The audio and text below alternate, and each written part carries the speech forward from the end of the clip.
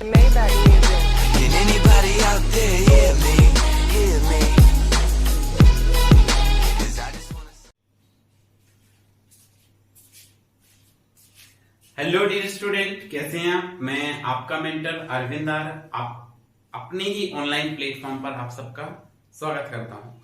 आज हम एक और नया कॉन्सेप्ट लेके आए हैं जिसमें हम पढ़ेंगे बहुल आवेशों के कारण विद्युत क्षेत्र की तीव्रता, ठीक है, या अध्यारोपण का सिद्धांत। क्या है आज का टॉपिक? बहुल आवेशों के कारण बहुल आवेशों के कारण बहुल आवेशों के कारण विद्युत क्षेत्र की तीव्रता। बहुल आवेशों के कारण विद्युत क्षेत्र की तीव्रता। बहुल आवेशों के कारण विद्युत क्षेत्र की तीव्रता, या इसी को हम ऐसे भी कह सकते हैं अध्यारोपण का सिद्धांत, या अध्यारोपण का सिद्धांत। अध्यारोपण का सिद्धांत, ठीक है। ये आज का हमारा टॉपिक है, बहुल आवेशों के कारण विद्युत क्षेत्र की तीव्रता या अध्यारोपण का सिद्धांत। तो हमने माना कि किसी समतल में, सबसे पहले अगर हम इसके सिद्धांत की बात करते हैं, समतल में n आवेश उपस्थित हैं, तो उस पर किसी एक बिंदु पर उत्पन्न कुल विद्युत क्षेत्र की तीव्रता प्रत्येक आवेश द्वारा उत्पन्न विद्युत क्षेत्र की तीव्रता के सदिशों के बराबर होती है। तो हम सिद्धांत लिखते हैं। क्या? इस सिद्धांत के अनुसार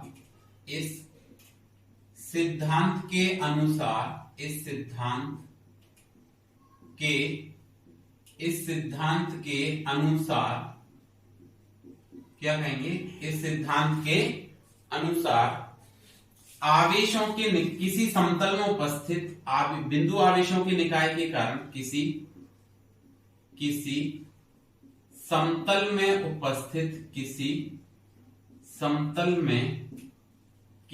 समतल में उपस्थित बहुल का मतलब बहुत सारे बिंदु आवेशों के निकाय के कारण बिंदु आवेशों के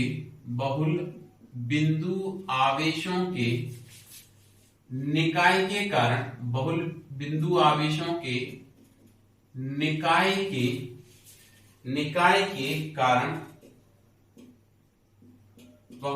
आवेशों के निकाय के कारण किसी बिंदु पर उत्पन्न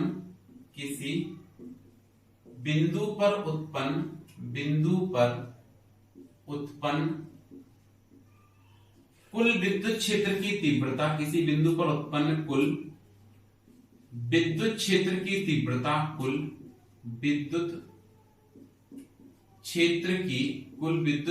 की तीव्रता, निकाय में उपस्थित कुल विद्युत क्षेत्र की तीव्रता उस निकाय में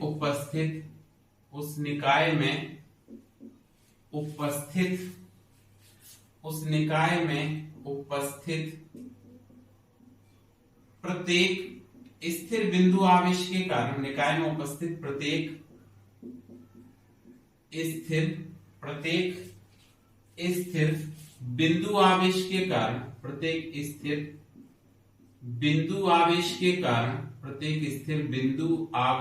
कारण, उत्पन्न कुल विद्युत क्षेत्र की तीव्रता के आवेश के कारण उत्पन्न कुल विद्युत क्षेत्र की तीव्रता के कुल विद्युत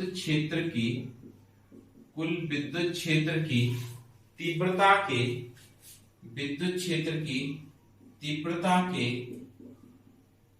के सदिश योग के बराबर होता है। कुल विद्युत क्षेत्र की तीव्रता के सदिश योग के बराबर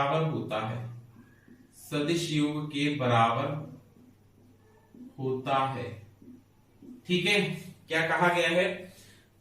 इस सिद्धांत के अनुसार किसी समतल में उपस्थित बहुल बिंदु आवेशों के निकाय के कारण किसी बिंदु पर उत्पन्न कुल विद्युत क्षेत्र की तीव्रता उस निकाय में उपस्थित प्रत्येक स्थिर बिंदु आवेश के कारण उत्पन्न कुल विद्युत उत्पन्न या प्रत्येक बिंदु आवेश के कारण उत्पन्न विद्युत क्षेत्र की तीव्रता के सदिश योग के बराबर होता है। इसको हम कहते हैं अध्यारोपण का सिद्धांत। किसमें?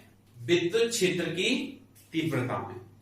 अब हमको यहां पे क्या करना है, आवेशों के निकाय के कारण या बहुल आवेशों के कारण कुल विद्युत क्षेत्र की तीव्रता ज्ञात करनी है। क्या करना है?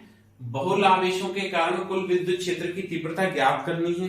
तो देखिए, जब हम बहुल आवेशों के कारण तीव्रता ज्ञात करेंगे तो हमने ऐसे माना, आप इतना ये नोट कर लें, अब हम बहुल आवेशों के निकाय के कारण कुल तीव्रता ज्ञात करते हैं या कुल विद्युत क्षेत्र की तीव्रता का मान ज्ञात करते हैं।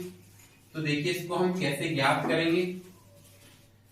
तो हमने ऐसा माना कि हमारे पास क्या है, n आवेश हैं जो एक समतल में उपस्थित हैं, जिनके मान क्रमशः इस बिंदु, इन सभी आवेशों के कारण इस बिंदु P पर ज्ञात करना है। तो हमने माना पहला आवेश हो गया ये Q1, दूसरा बिंदु आवेश हो गया Q2, ये पहला बिंदु आवेश कितना हो गया Q1, दूसरा कितना हो गया Q2, तीसरा बिंदु आवेश जो है वो कितना हो गया Q3, ये एक और बिंदु आवेश लिया और ये कितना हो गया Q3।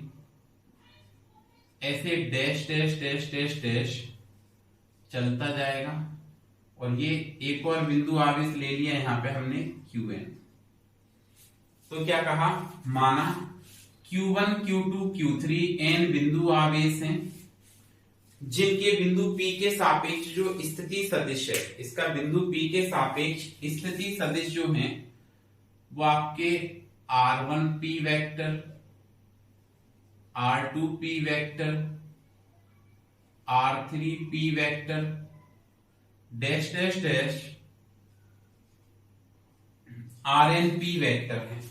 ठीक है, हमको क्या करना है, इस बहुल आवेशों के निकाय के कारण कुल विद्युत क्षेत्र की तीव्रता इस बिंदु P, माना किसी समतल में Q1, Q2, Q3 dash dash dash Qn आवेश उपस्थित हैं जिनके बिंदु P के सापेक्ष स्थिति सदिश R1P vector, R2P vector, R3P vector, dash dash dash RNP vector हैं। तब इन सभी आवेशों के कारण इस बिंदु P पर विद्युत क्षेत्र की तीव्रता ज्ञात करनी है। तो हमने कहा कि ये प्लस आवेश है, प्लस आवेश के कारण विद्युत क्षेत्र की तीव्रता की जो दिशा होती है वो कैसे होती है, दूर की ओर। तो ये परिणामी विद्युत क्षेत्र की तीव्रता बनेगी यहाँ पे दूर की ओर, ये बन गई आपकी E1 वेक्टर। इसके कारण आएगी ये दूर की ओर, तो यह जाएगा आपका कितना, E2 वेक्टर। फिर इसके कारण भी कैसे बनेगी, दूर की ओर, तो ये बनेगी कितनी, E3 वेक्टर। और इसके कारण भी दूर की ओर जाएगी तो ये बनी जाएगी आपकी कितनी, En वेक्टर। ठीक है, ये विद्युत क्षेत्र की तीव्रता आ गई। अब अगर हम कहेंगे इसमें परिणामी विद्युत क्षेत्र की तीव्रता मान लो कि इधर आती है, परिणामी E वेक्टर, तो इन सबको हमने इससे ज्वाइन करवा दिया, इसको इससे मिला देंगे। एक तो ये E1 से मिल गया, ये E2 से, ये वाला हो गया आपका E3 से, और ये वाला हो गया आपका En से, डैश डैश डैश, ये En से मिल गया। इस बिंदु पर परिणामी विद्युत क्षेत्र की तीव्रता हम इसे ज्ञात कर सकते हैं या परिणामी विद्युत क्षेत्र की तीव्रता हम इसे बता सकते हैं। ठीक है, ये बात समझ में आई। तो हम क्या लिखेंगे, Q1 आवेश के कारण बिंदु P पर विद्युत क्षेत्र की तीव्रता, क्या लिखेंगे, Q1 आवेश के कारण, Q1 आवेश के कारण बिंदु P पर विद्युत क्षेत्र की तीव्रता, Q1 आवेश के कारण, Q1 आवेश के कारण, Q1 आवेश के कारण बिंदु P पर विद्युत क्षेत्र की तीव्रता, Q1 आवेश के कारण बिंदु P पर विद्युत क्षेत्र की तीव्रता। तो सबसे पहले हमको क्या करना है, इस Q1 आवेश के कारण बिंदु P पर विद्युत क्षेत्र की तीव्रता ज्ञात करनी है। तो Q1 आवेश के कारण जो विद्युत क्षेत्र की तीव्रता आएगी वो आ जाएगी E1 vector equal to K Q1 upon, क्या लिखेंगे, मोड R वेक्टर 1P का whole square into R cap 1P, ये आ जाएगी। ठीक है, आप चाहें तो इसी बात को ऐसे भी लिख सकते हैं, और या E1 vector is equal to K Q1 upon mod R1P vector का cube into R vector 1P, क्योंकि हमको पता है कि R कैप इक्वल टू क्या होता है, R vector upon mode of R vector. और आप इतना पढ़ ही चुके तो आपको ऐसा पता होगा कि मोड का मतलब होता है क्या, अदिश मान। कैसा मान होता है, अदिश मान होता है, तो आप मल्टीप्लाई कर देंगे। क्या बात क्लियर हो गई? अच्छा जी, आगे बात करते हैं। इसी प्रकार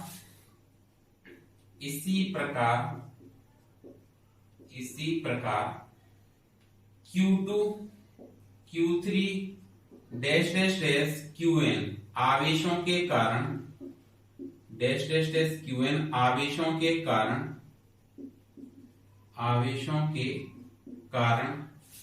बिंदु P पर विद्युत क्षेत्र की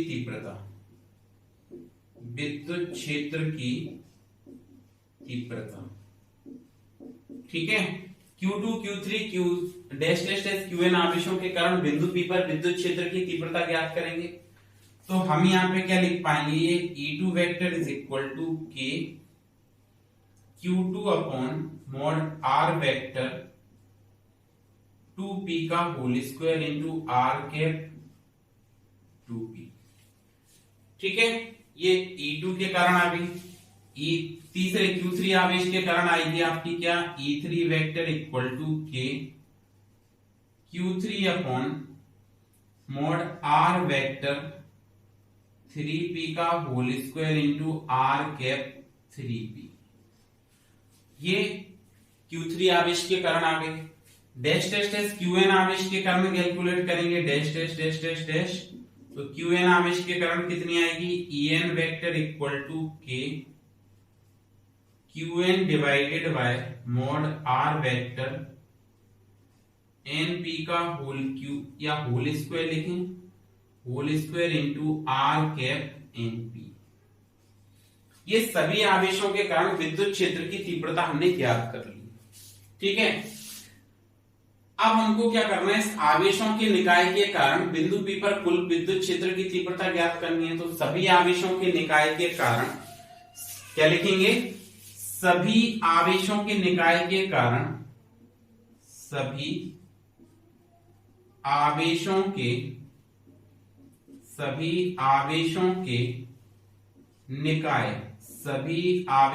निकाय के कारण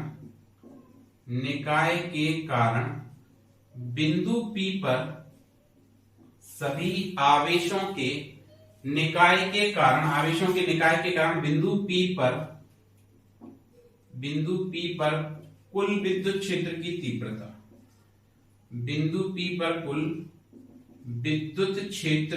तीव्रता, तो बिंदु P पर अगर हम कहें कि सभी आवेशों के निकाय के कारण कुल तीव्रता कितनी आएगी, तो हम लिख पाएंगे इसको E vector is equal to E1 vector plus E2 vector plus E3 vector plus dash dash dash dash dash En vector,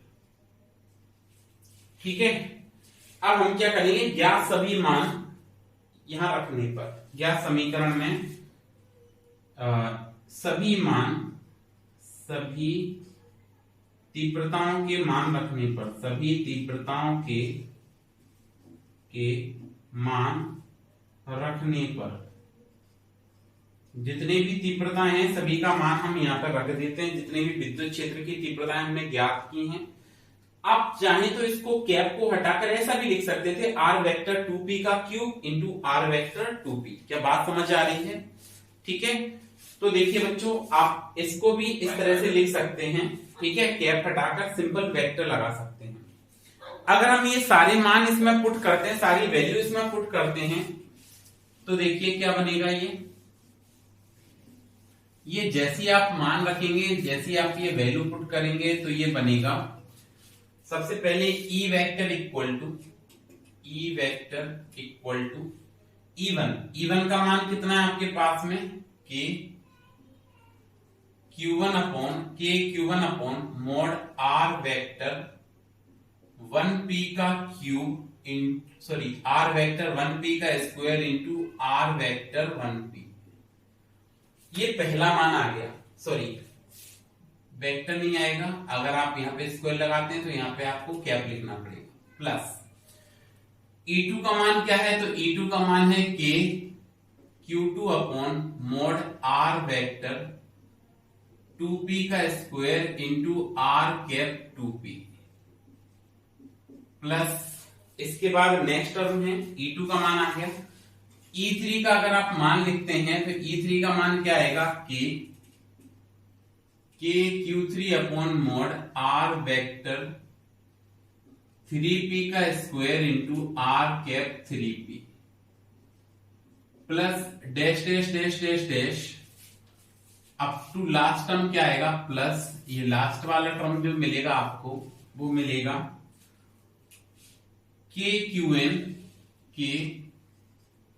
QN upon mod R vector NP का square into R cap NP, ये सारे हमने मान रखे। आगे solution देखें तो इस सब में से क्या कॉमन आ रहा है, K कॉमन आ रहा है इन सभी में से, तो हमने इन सब में से किसको, K को तो बाहर निकाल दिया कॉमन। जैसे आपने यहाँ पे K को कॉमन निकाला तो E vector equal to K, यहाँ पे बचा क्या, Q1 upon mod R vector 1p का square into R cap 1p, plus Q2 upon mod R vector 2p का square into R cap 2p, plus Q3 upon mod R vector 3p का square into R cap 3p, plus dash dash dash dash dash, और last term मिलेगा K common चला गया तो आपके पास आएगा क्या, Qn upon mod R vector NP का square into R cap NP। ये हमने सारी वैल्यू रख ली। अब आपको पता है K की जो वैल्यू है वो क्या होती है, तो K की वैल्यू आ जाएगी आपकी 1 अपॉन 4 पाई एप्सिलॉन नॉट, और यहां आप लिख पाएंगे sigma I is equal to 1 से I इक्वल टू n, ठीक है। Q1 की जगह हम क्या लिखेंगे, QI divided by mod R vector IP का square into R cap IP। तो ये आपकी वैल्यू आ गई, इसको हम सॉल्व करेंगे तो परिणामी विद्युत क्षेत्र की तीव्रता या बिंदु P पर आपको कुल विद्युत क्षेत्र की तीव्रता प्राप्त हो जाएगी। कहने का मतलब है कि यहां पर इस बिंदु P पर कुल विद्युत क्षेत्र की तीव्रता, इन आवेशों के निकाय के कारण कुल विद्युत क्षेत्र की तीव्रता प्रत्येक आवेश द्वारा उत्पन्न विद्युत क्षेत्र की तीव्रता के सदिश योग के बराबर आती है, क्योंकि आप I का मान 1 रखेंगे तो Q1 upon R1P square into R cap 1P, फिर 2 रखेंगे, 3 सिग्मा का मतलब प्लस, फिर 2 रखेंगे तो दूसरा जाएगा Q2 upon R2P square into R cap 2P, फिर 3 4 डैश डैश डैश ऐसे n तक जाएगा। तो इस प्रकार से हम आवेशों के निकाय के कारण कुल विद्युत क्षेत्र की तीव्रता ज्ञात कर सकते हैं। आवेशों के निकाय के कारण कुल विद्युत क्षेत्र की तीव्रता ज्ञात कर सकते हैं। अब इस पर एक एग्जांपल सॉल्व करते हैं, आप ये नोट कर लीजिए। एनसीईआरटी का एक क्वेश्चन सॉल्व करते हैं इस पर। एनसीईआरटी बुक जो है आपकी बुक का एक क्वेश्चन है, एक न्यूमेरिकल है आपकी बुक का, उसको हम देख लेते हैं, ठीक है। अध्यारोपण के सिद्धांत पर बेस्ड है जो यहीं पे ये हमने जो अभी सिद्धांत पढ़ा है विद्युत क्षेत्र की तीव्रता में अध्यारोपण का जो सिद्धांत पढ़ा है इसी पर आधारित है, इस पर बेस्ड है। देखिए क्वेश्चन क्या है, दो बिंदु आवेश, एग्जाम्पल क्या है, एग्जाम्पल है दो बिंदु आवेश प्लस माइनस 10 की घात -8 कूलम चित्र अनुसार रखे गए हैं, चित्र अनुसार रखे गए हैं तब बिंदु, चित्र अनुसार रखे गए हैं तब बिंदु A, B एवं C पर ए बी एवं सी पर विद्युत क्षेत्र की तीव्रता ज्ञात कीजिए। विद्युत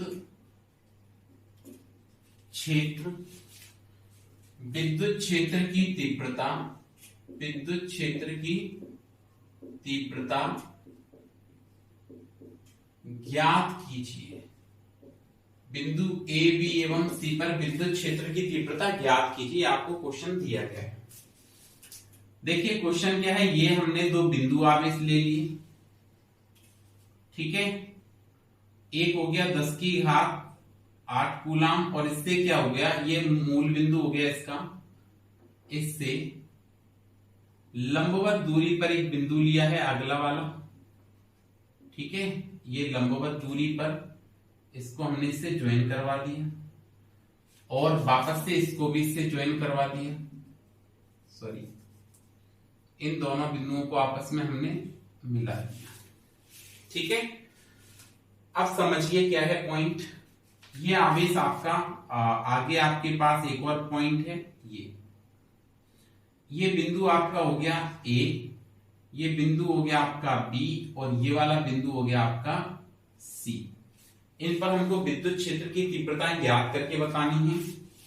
ये जो दूरी है वो है 0.1 मीटर, आधी आधी कर देंगे तो ये बन जाएगा 0.05 मीटर और शेष ये दूरी बन जाएगी 0.05 मीटर। ये आपका आवेश प्लस 10 की घात 8 कूलम है और ये माइनस 10 की घात माइनस 8 कूलम है। प्लस 10 की घात माइनस 8 कूलम और वो माइनस 10 की घात माइनस 8 कूलम, ये दो आवेश दिए गए हैं, ठीक है। ये जो दूरी है ये आपको दी गई है 0, ये बिंदु बी की जो दूरी है वो भी आपकी कितनी है 0.05 मीटर, ठीक है। ये जो डिस्टेंस है वो है आपकी 0.1 मीटर और ये जो है ये भी 0.1 मीटर है। मतलब कहने का क्या है, समबाहु त्रिभुज दिया गया आपको। कौन सा त्रिभुज दिया है, समबाहु त्रिभुज। अब सबसे पहले हम इनके विद्युत क्षेत्र की तीव्रता ज्ञात करेंगे बिंदु ए पर, बी पर और सी पर। ये क्वेश्चन हो गया आपका। अब हमको क्या करना है, बिंदु ए बी और सी पर विद्युत क्षेत्र की तीव्रताएं ज्ञात करनी है। तो सबसे पहले बिंदु ए की बात करते हैं। तो हमने कहा विद्युत क्षेत्र की तीव्रता, बिंदु ए पर विद्युत क्षेत्र की तीव्रता ज्ञात करनी है। तो हमने कहा विद्युत क्षेत्र की तीव्रता एक सदिश राशि है, विद्युत क्षेत्र की तीव्रता एक सदिश राशि है एवं इसकी दिशा धनावेश के कारण आवेश से दूर की ओर E1A और ऋणावेश के कारण आवेश से पास की ओर होती है तो E2A। ये विद्युत क्षेत्र की तीव्रताएं की दिशा बन जाएगी। हमने कहा विद्युत क्षेत्र की तीव्रता एक सदिश राशि एवं इसकी दिशा धनावेश के कारण आवेश से दूर की ओर तो E1A और ऋणावेश के कारण आवेश से पास की ओर, क्योंकि ए बिंदु के सापेक्ष ज्ञात कर रहे हैं और ए बिंदु के सापेक्ष ज्ञात कर रहे हैं तो दूर की ओर ये ऐसे बनेगा और ऋणावेश के कारण पास की ओर। तो हम क्या लिखेंगे, बिंदु ए पर विद्युत क्षेत्र की तीव्रता। तो देखिए बिंदु ए पर कितनी आती है, लिखें, सॉल्यूशन करेंगे तो हम क्या लिखेंगे, बिंदु ए पर विद्युत क्षेत्र की तीव्रता, बिंदु ए पर विद्युत क्षेत्र की तीव्रता। तो हम पहले बिंदु ए की बात करते हैं विद्युत क्षेत्र की तीव्रता ज्ञात करने के लिए। तो बिंदु ए पर विद्युत क्षेत्र की तीव्रता के लिए सबसे पहले ये प्लस आवेश है, तो प्लस आवेश के कारण इसको हमने थोड़ी देर के लिए ये Q1 मान लिया या Q मान लिया, ये भी Q है और ये दूरी भी। अब देखो समझो, विद्युत क्षेत्र की तीव्रता का जो फॉर्मूला होता है E equal to KQ/R²। Simple तो यही होता है स्केलर फॉर्म में। अदिश रूप में क्या होता है, KQ/R²। बात को समझना, KQ/R² होता है तो देखो ये आवेश भी सेम है और ये आवेश भी सेम है। मैंने बताया था माइनस चिन्ह से बात नहीं करेंगे, माइनस केवल दिशा को बताता है। परिमाण तो इसका भी -8 है, इसका भी -8 है। दूरी इसकी 0.05 मीटर है, इसकी भी 0.05 मीटर है। बिंदु ए की इस आवेश से बिंदु ए तक की दूरी कितनी है, 0.05। और इस आवेश से बिंदु ए तक की कितनी है 0.05, तो दूरी भी सेम है, आवेश भी सेम है, तो तीव्रताएं सेम होनी चाहिए। मतलब बिंदु ए पर विद्युत क्षेत्र की तीव्रता अगर आप लिखेंगे तो हम क्या पाएंगे E1A equal to E2A equal to क्या KQ अपॉन R²। ये फॉर्मूला बन जाएगा। वैल्यू रखते हैं तो K का मान होता है 9 गुणा 10 की घात 9 और आवेश कितना है 10 की पावर -8 10 की घात -8। दूरी कितनी है, दूरी है 0.05 इसका स्क्वायर, क्योंकि R² होता है। इसको अगर आप सॉल्व करेंगे तो ये -8 से +8 कैंसिल हो जाएगा, तो ये बचेगा 9 गुणा 10 अपॉन 0.05 गुणा 0.05। ये बात क्लियर हो गई। यहां से ये वाला दशमलव हटा दो तो ऊपर 100 हो जाएगा, ये भी दशमलव हटाया तो एक बार और 100 हो गया। ठीक है, तो आपने क्या लिखा है इसको 9 इंटू 10 इंटू 100 इंटू 100 अपॉन 5 का और 5 का गुणा किया तो ये आ जाएगा 25। 25 से कैंसिल कर दिया ये 4 बार, 25 चौक 100। ठीक है, 4 का 9 से गुणा करेंगे तो 9 चौक 36 गुणा 10 की घात 1 2 3 0 है तो 10 की घात 3 आ जाएगा। अब हम सार्थक अंक में व्यक्त करते हैं सामान्यता, तो आप लिख सकते हैं इसको 3.6 गुणा 10 की घात 4 और इकाई आएगी विद्युत क्षेत्र की तीव्रता की न्यूटन पर कूलाम। क्या आएगी, न्यूटन पर कूलाम। तब बिंदु ए पर परिणामी विद्युत क्षेत्र की तीव्रता कितनी आएगी, तो हम कहेंगे बिंदु ए पर परिणामी तीव्रता, बिंदु ए पर परिणामी तीव्रता। तो बिंदु ए पर परिणामी तीव्रता क्या आएगी, तो हम लिखेंगे E A बराबर, देखो E1 की जो दिशा है वही दिशा E2 की है, मतलब E1 और E2 समान दिशा में आ रहे हैं। और अगर E1 और E2 समान दिशा में आ रहे हैं तो हमको पता है तीव्रता क्या हो जाएगी, जुड़ जाएगी। तीव्रता जुड़ेगी तो आप क्या लिखेंगे यहाँ पे E1A प्लस E2A। अब जितना E1 का मान है उतना ही E2 का मान है, ये हमने बता दिया पहले ही। तो आप क्या लिख पाएंगे इसको EA इक्वल टू E1A कितना है 3.6 10 की घात 4 और E2A भी कितना है 3.6 10 की घात 4। 10 की घात 4 कॉमन आ रहा है तो 3.6 प्लस 3.6 और 10 की घात 4 बाहर आ जाएगा 36 और 3.6 और 3.6 7.2 हो गया। 10 की घात 4 न्यूटन पर कूलाम ये विद्युत क्षेत्र की परिणामी तीव्रता आ गई। क्या बात क्लियर है आपको कि हम यहाँ पे विद्युत क्षेत्र की तीव्रता कैसे ज्ञात करेंगे बिंदु ए पर। ये सबसे पहले बिंदु पर आई है ए पर, हम यहाँ पे नोट कर लेते हैं। ए पर जो हमें कुल विद्युत क्षेत्र की तीव्रता मिली है वो कितनी है 7.2 इंटू 10 की घात 4 न्यूटन पर कूलाम। अब हम बात करते हैं बिंदु बी की। ये तो ये पे आगे नोट कर लीजिए आप, एनसीईआरटी का ये एग्जाम्पल क्वेश्चन है। ठीक है, अब हम बात करते हैं बिंदु बी पर ज्ञात करते हैं विद्युत क्षेत्र की तीव्रता। ए पर तो हमने ज्ञात कर ली, अब ज्ञात करेंगे किस पर, बिंदु बी पर। तो देखिए बिंदु बी पर विद्युत क्षेत्र की तीव्रता, बिंदु बी पर विद्युत क्षेत्र की तीव्रता। तो हमने पढ़ा है कि विद्युत क्षेत्र की तीव्रता एक सदिश राशि है एवं प्लस क्यू आवेश के कारण इसकी दिशा आवेश से दूर की ओर। तो ये आवेश से दूर की ओर, इसको हम कहेंगे E1B। और माइनस क्यू आवेश के कारण आवेश से पास की ओर होती है तो इसको हम क्या कहेंगे E2B। क्या बात क्लियर हुई। ये प्लस क्यू आवेश के कारण इस बिंदु P पर दूर की तरफ, अब प्लस ये है तो दूर की तरफ इधर जाएगा, ये माइनस है तो पास की तरफ इधर जाएगा। अब प्लस आवेश से दूरी तो 0.05 है, लेकिन माइनस आवेश से दूरी 0.1 ये है और 0.01 ये है, तो कुल दूरी ये हो जाएगी आपकी कितनी 0.15 मीटर। ये कुल दूरी हो जाएगी यहां से माइनस आवेश से कितनी हो जाएगी 0.15 मीटर। तो हम यहां पे लिखेंगे क्या प्लस 10 की घात -8 कूलाम आवेश के कारण,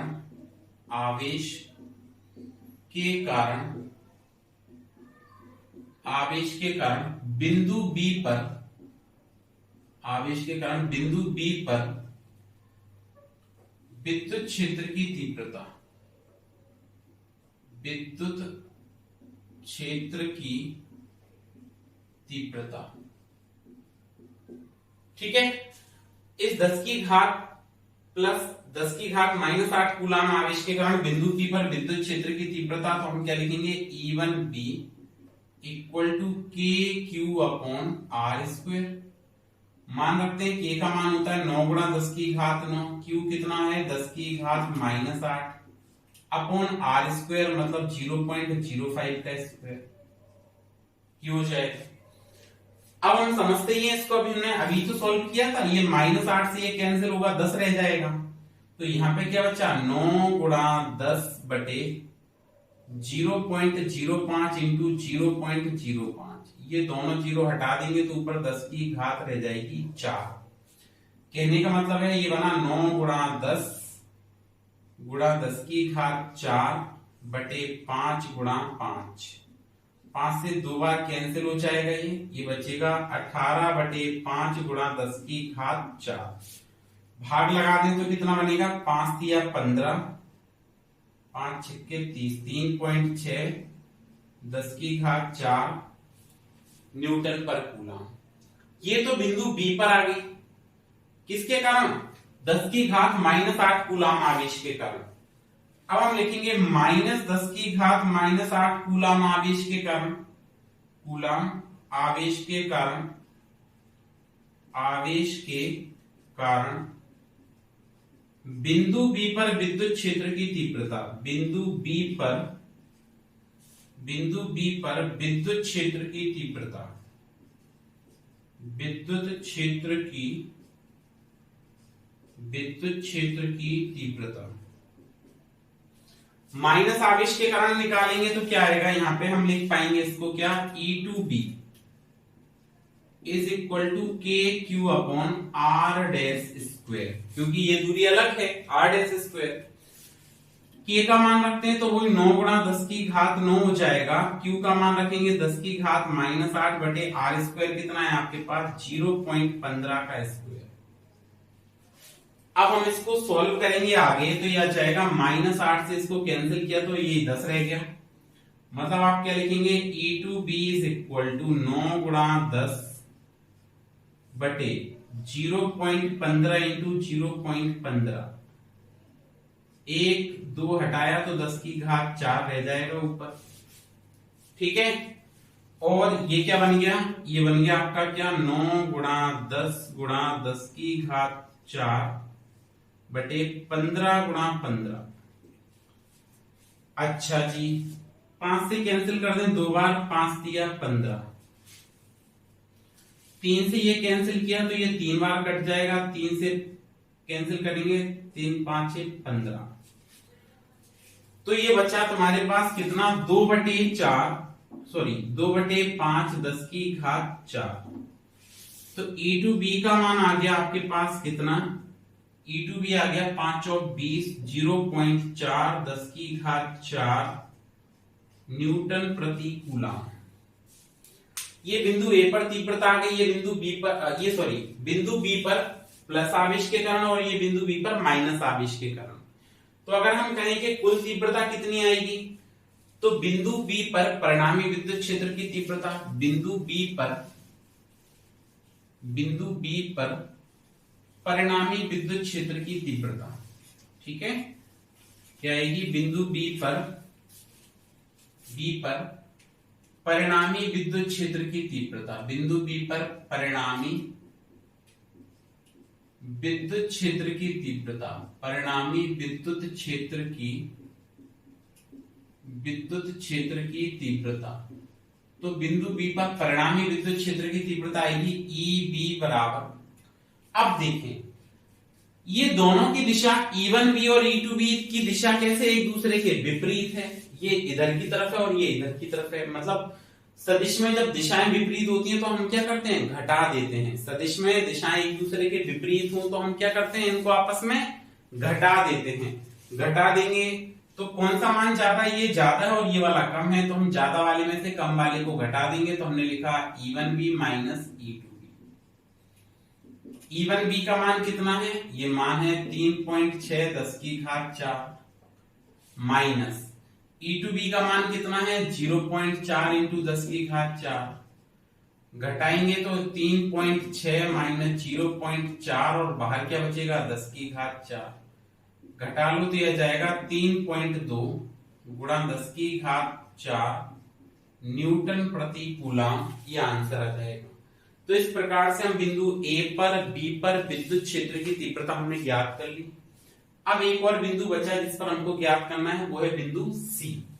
क्या करेंगे, बिंदु C पर विद्युत क्षेत्र की तीव्रता ज्ञात करेंगे। तो देखते हैं, अब हम बात करते हैं A पर हमने कैलकुलेट कर ली, B पर हमने कैलकुलेट कर ली, अब हमको कैलकुलेट करना है किस पर, बिंदु C पर। तो देखिए बिंदु C पर कैसे कैलकुलेट करेंगे।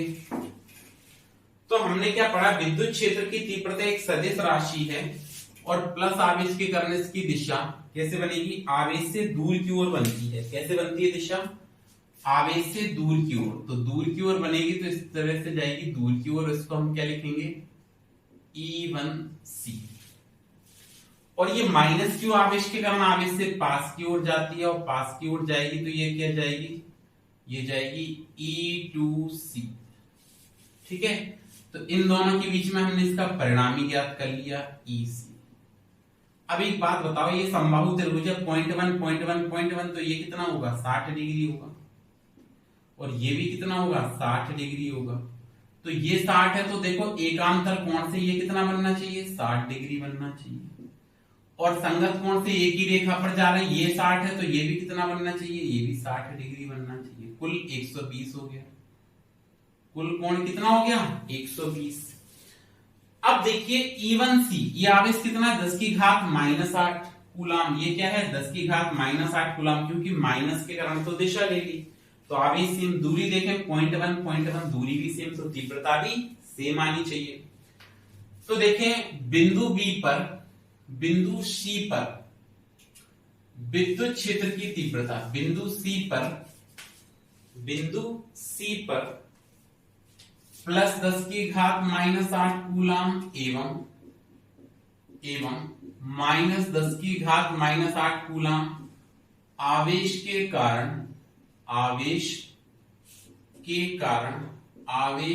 कारण विद्युत क्षेत्र की तीव्रता, आवेश के कारण विद्युत क्षेत्र की तीव्रता। तो इनके कारण अगर इस बिंदुओं पर हम विद्युत क्षेत्र की तीव्रता ज्ञात करेंगे तो देखिए क्या आएगी, ये आएगी E1C बराबर E2C। क्या आएगी, E1C बराबर E2C बराबर KQ/R²। मान रख लेते हैं, मान रखेंगे तो हमने K का मान लिख देना है 9 गुणा 10 की घात 9, Q का मान 10 की घात -8 और R², R का मतलब दूरी कितनी है 0.1 है, तो ये जाएगा 0.1 का स्क्वायर। क्या बात क्लियर है। अच्छा जी, ये -8 से इसको कैंसिल कर दिया, 10 बचा, तो सेम 9 गुणा 10 बटे 0.1 इंटू 0.1, दशमलव से ये दशमलव हटाएंगे तो ऊपर 100 हो जाएगा, मतलब वैल्यू कितनी आ गई 9 गुणा 10 की घात 3 न्यूटन पर कूलम, ये आ गई। और इसको हमने किसके बराबर मान लिया, इसको हमने E के बराबर मान लिया, E माना है ऐसा। ठीक है, अब हम बात करते हैं बिंदु C पर परिणामी विद्युत क्षेत्र की तीव्रता। बिंदु C पर क्या ज्ञात करेंगे, बिंदु C पर परिणामी विद्युत क्षेत्र की तीव्रता, परिणामी विद्युत क्षेत्र की तीव्रता, परिणामी विद्युत क्षेत्र की तीव्रता। तो अगर आप बिंदु C पर परिणामी विद्युत क्षेत्र की तीव्रता ज्ञात करेंगे तो अपन लिखेंगे EC is equal to under root E1C² plus E2C² plus 2E1C E2C cos theta. अब देखिए यहाँ पे थीटा कितना बनेगा, ये 60 और ये 60, तो थीटा यहाँ पे बनेगा आपका 120। कुल जो थीटा है ये पूरा कोण कितना है 120 डिग्री का है। और हमने कहा है कि ये E1C और E2C बराबर, इसको हमने E मान लिया। E मान लिया तो यहाँ पे मान और रख लेते हैं, तो आपके मान क्या बनेंगे, EC is equal to under root में E square plus E square plus 2E into E cos 120। बताइए कॉस 120 का मान कितना, -1/2। -1/2 होता है तो आप लिखेंगे EC इक्वल टू रूट में E square plus E square plus 2E square cos 120 होता है माइनस का 1/2, 2 से ये 2 कट जाएगा। जैसे ये 2 से 2 कैंसिल हुआ तो ये तुम्हारे पास क्या बना, E square plus E square minus E square, E square से E स्क्वेयर गया तो ये बचा क्या, रूट में E स्क्वेयर। सॉल्व करोगे तो रूट सॉल्व किया तो E आ गया। E का मतलब कितना है, EC बराबर E का मतलब कितना है, 9 गुणा 10 की घात 3 न्यूटन पर कूलम। ये बिंदु C पर तीव्रता आ गई। तो हमने A पर ज्ञात करी 7.2 10 की पावर 4, B पर ज्ञात करी 3.2 10 की पावर 4 और C पर ज्ञात करी 9 गुणा 10 की घात 3 न्यूटन पर कूलम। ठीक है, तो इस प्रकार से अध्यारोपण का सिद्धांत और उसका किस प्रकार से हम अनुप्रयोग करते हैं, किस प्रकार से उसका उपयोग करते हैं, वो हमने कैलकुलेट किया। कल फिर से मिलेंगे एक और नए कॉन्सेप्ट के साथ, तब तक पढ़ते रहिए, सुरक्षित रहिए। Thank you.